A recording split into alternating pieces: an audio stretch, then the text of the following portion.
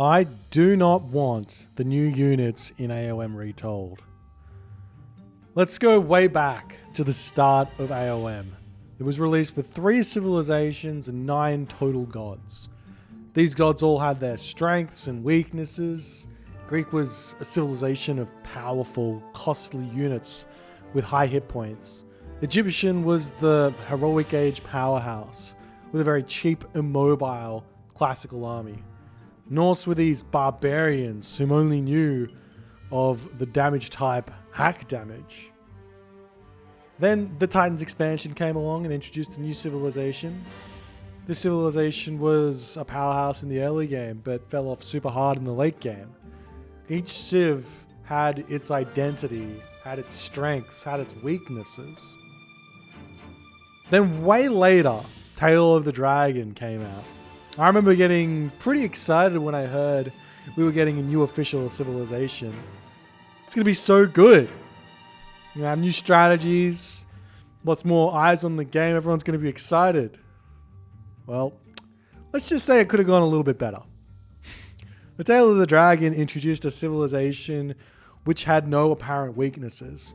It had a strong economy starting with 4 villages, a strong early game because of those 4 villages and other factors, a strong mid-game, a strong late game, and terrifyingly strong god powers. Over the years, this has sort of been fixed in a way. However, I'm still a firm believer that China reigns supreme on patch 2.8. But this isn't really what I want to talk about in this video. That's for another day. I want to talk about the units that were introduced with Tale of the Dragon. Hippocrates, the Kopesh, the Bogsviger, and whatever this unit's supposed to be. My perfect balance of strengths and weaknesses is being removed. Greeks now have a healer that, let's be honest, costs next to nothing for the value it brings. Now Greeks' high HP units that kind of need to be dealt with over time can simply leave the fight for 15 seconds, get healed back up, and return to being annoying yet again. Just to give you an example of how annoying this is, take a look at what I could achieve here, and remember that it would not be possible to defend this if there was a healer right behind the bloody Odysseus.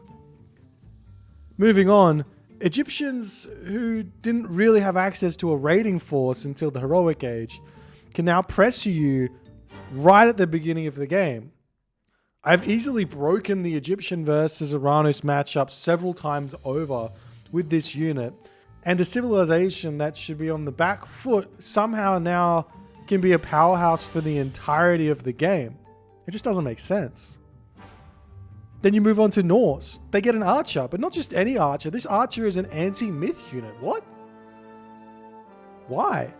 Not only that, now Norse has got access to arguably the strongest composition in the game. Huskarl Bogsviger throwing axeman. An all-wood composition army, which really only gets beaten by pure cav. And guess what beats that? Finally, Atlantean is supposed to be a big struggle in the late game, but now they get a catapult. Ranged siege is king in the late game. You build towers, you build walls, you put a catapult behind, you kill a town center. This is the bread and butter for Greek, Egyptian, and Norse, but Atlantean is not supposed to have this. They're a civilization which is supposed to get full map control, and you have to withstand the pressure they put in to beat them. If they get map control and then can put a catapult behind walls, then how do you stop that? The point is, these units cover up weaknesses in each of these civilizations. Whether or not you actually think that they're good or not doesn't really matter. They upset the balance of the civilizations.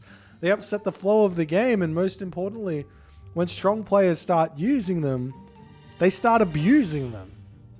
And they get everyone upset. There's an argument that I thought of when I first heard of potential problems with identity that I want to tackle. And that's well, if everyone has no weaknesses, does it even matter? And I feel like the answer is yes to this. The identity of a civilization is something that makes the game unique. The asymmetry and differing strategies that each civilization needs to do in order to get wins seems incredibly important to me. Now on Extended Edition, I can do a 2-town center fast heroic with Norse and play exactly the same strategy as a Ra player and have ridiculous success. This just doesn't seem right to me. It feels really off. So in the end, if we want asymmetry to be at the forefront of what makes Age of Mythology special, then I feel these units simply can't be included. Let me know what you think in the comments.